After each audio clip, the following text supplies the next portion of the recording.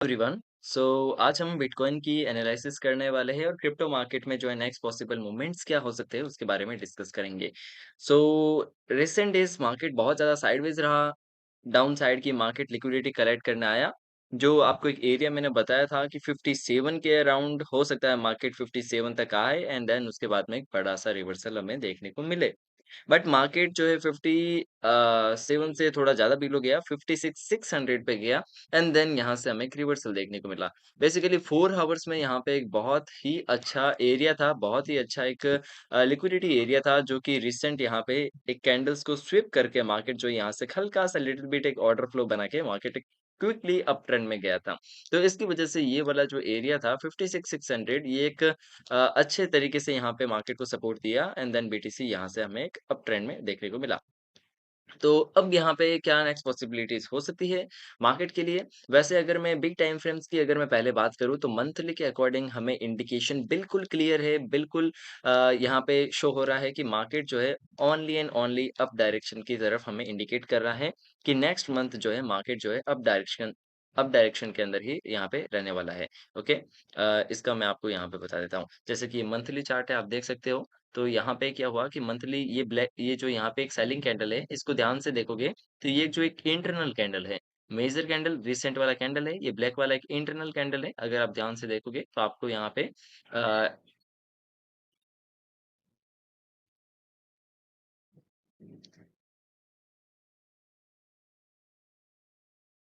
तो आपको यहाँ पे पता चल जाएगा कि ये जो है यहाँ पे इंटरनल यहाँ पे कैंडल है, ठीक है? यहाँ पे ब्लैक वाला जो कैंडल है, इंटरनल कैंडल है। ये जो है मेजर कैंडल, ये ग्रीन वाला था। अब हुआ क्या कि ध्यान से देखना, ये एक इंटरनल में कैंडल क्लोज़ हुआ, उसके बाद में नेक्स्ट जो कैंडल बनी ना, उसने क्या किया कि लास्ट मंथ जो यहाँ पे मेन कैंडल था, उसका लिक्विडिटी कलेक्ट कर दिया। उसका लिक्विडिटी क्या किया, इसने कलेक्ट कर दिया।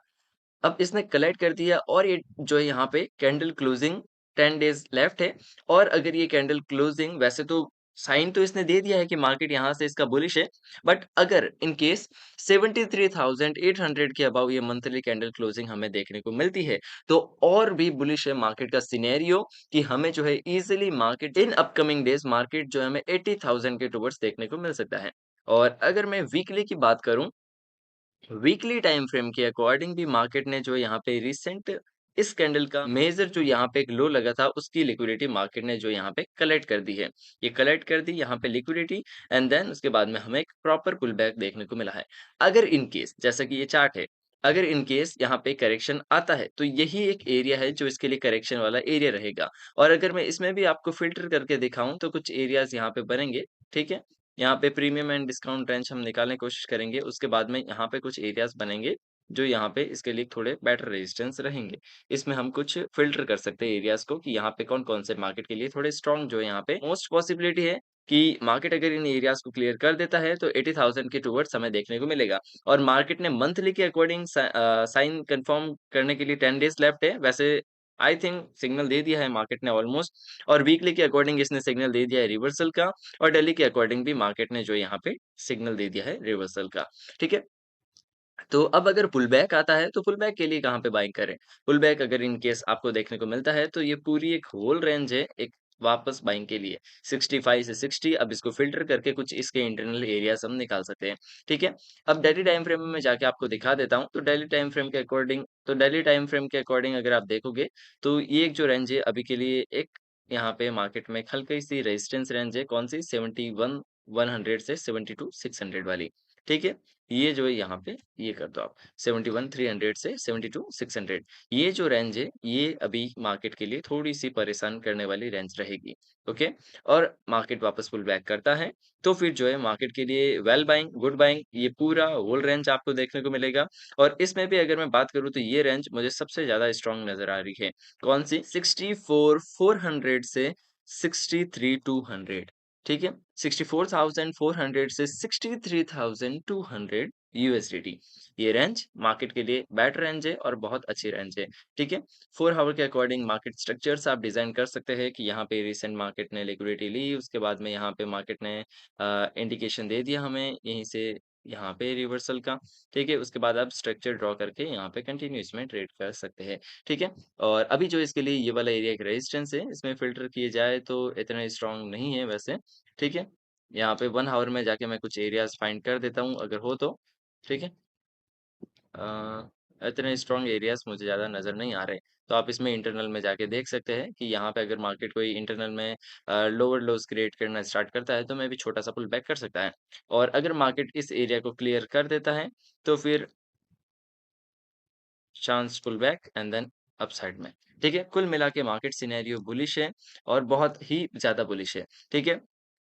आपने एक्यूमुलेट कर दिए होंगे, बहुत सारे ऑल्ट कॉइन्स थे जो आपको बताए गए थे, ठीक है? अगर इन केस अब वापस पुल बैक करता है market, in case market pull back करता है, तो आपकी एक रेंज होनी चाहिए 64,500 से 63,200 बाइंग के लिए।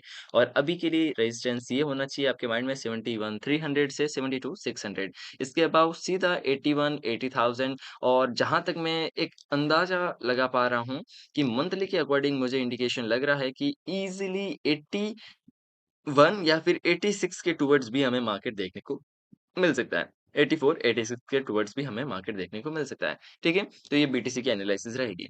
उसके बाद एक लॉन्ग टाइम के बाद में इथेरियम के अंदर हमें कल के दिन ही 20% एक पंप देखने को मिला मार्केट में, ठीक है? इथेरियम के अंदर 25% इस मंथ का गेन है, बट जो कल की कैंडल बनी वही 20% ऑलमोस्ट जो यहाँ पे जंप कर दिया इसके प्राइस के लिए, ठीक है? ये भी एक इसके एक फ्लो था वहाँ से और मार्केट ने इसकी भी जो है यहाँ पे मंथली में इसके लिक्विडिटी ली है। रीज़न बताता हूँ मंथली में इसने लिक्विडिटी कैसे ली है। मंथली में इसने लिक्विडिटी ऐसे ली है कि इसमें कोई भी कहीं पे भी इंटरनल कैंडल नहीं बनी थी। बीटीसी में ये सेलिंग कैंडल इंटरनल थी, बट इथेरियम में अगर आप देखोगे तो कोई इंटरनल कैंडल नहीं है। ये एक मेजर कैंडल है जो यहाँ पे सेलिंग कैंडल थी यहाँ पे। और उसके बाद में इसी कैंडल की मार्केट ने लिक्विडिटी ले ली, जो है हमें पुल बैक देखने को मिला। अब ये जो है कैंडल चांसेस बहुत हाई है कि इस रेंज के अबव वैसे इसकी बॉडी के अबव भी क्लोजिंग कर देगी। 3600 के अबव इसकी क्लोजिंग हो जानी चाहिए, अभी भी अबव ही चल रहा है। तो मंथली के साइन जो है इसके लिए भी बुलिश नज़र आ रहे हैं, ठीक है?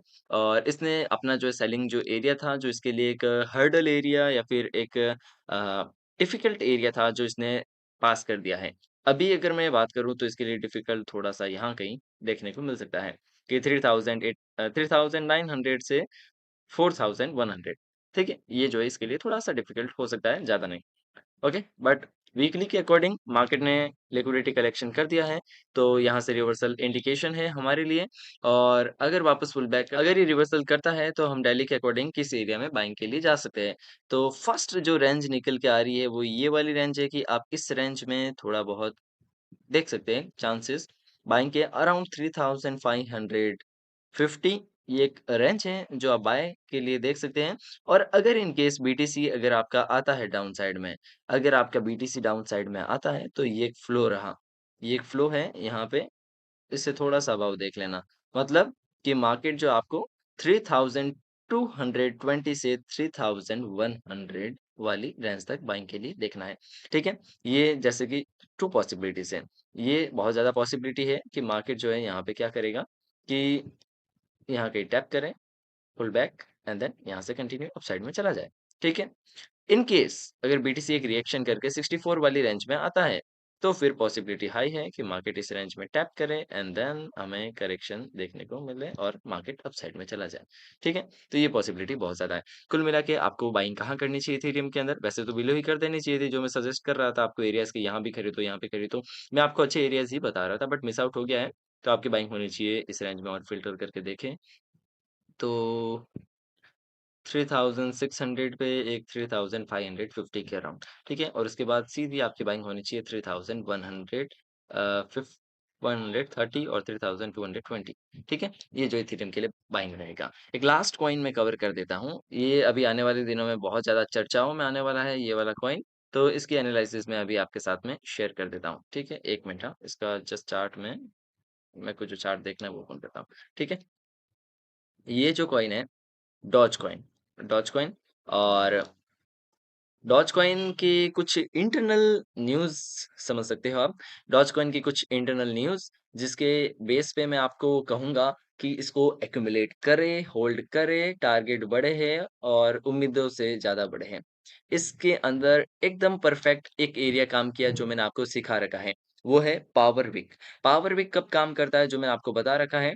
पावर विक ऐसे सिनेरियो में काम करेगा जब मार्केट क्या करे कि जैसे मंथली टाइम फ्रेम है, तो मार्केट जैसे ही बुलिश कैंडल क्लोज़ की, उसकी just next candle without any pull back, कोई पुल बैक नहीं, फुल्ली एक कैंडल क्रिएट करके क्लोज़ कर जाए।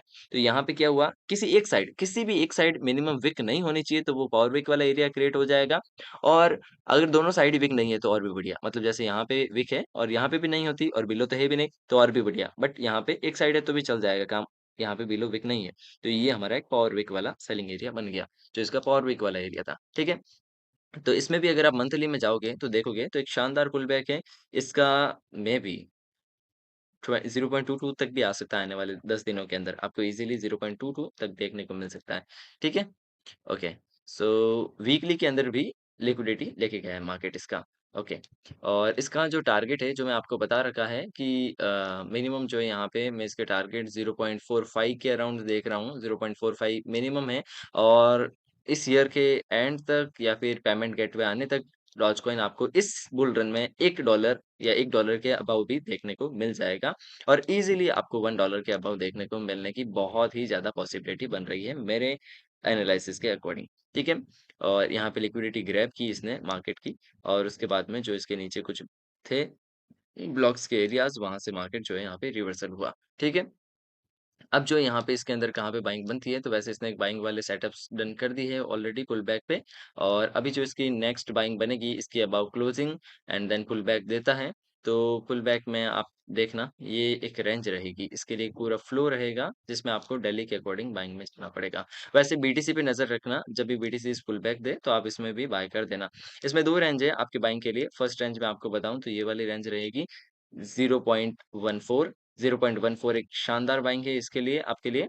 और एक जो रहेगी आपके लिए ये वाली रेंज रहेगी इसमें 0.156 से 151, ये 2 रेंज बेटर रेंज है। टारगेट ईज़िली होल्ड करें।